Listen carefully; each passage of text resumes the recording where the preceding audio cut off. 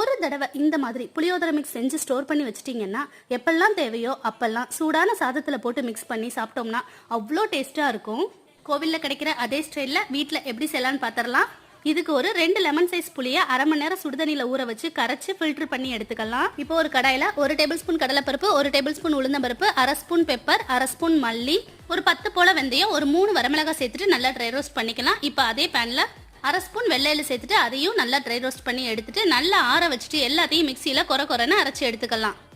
இப்போ ஒரு கடாயில 1 குழிக்கரண்டி அளவுக்கு நல்லெண்ணெய் சேர்த்துக்கலாம். இப்போ 1 ஸ்பூன் கடுகு, 2 ஸ்பூன் கடலைப்பருப்பு, 2 ஸ்பூன் நடக்கடலை பருப்பு சேர்த்துட்டு 2 வரமிளகாய் சேர்த்துக்கோங்க. ஒரு கொத்து கருவேப்பிலை சேர்த்துட்டு நல்லா வறுத்து எடுத்துக்கலாம். இப்போ எல்லாம் நல்லா பொரிஞ்சதும் கரைச்ச புளியை இதோட சேர்த்துட்டு இதுக்கு தேவையான அளவு உப்பு சேர்த்துட்டு நல்லா மிக்ஸ் பண்ணி விட்டுக்கோங்க.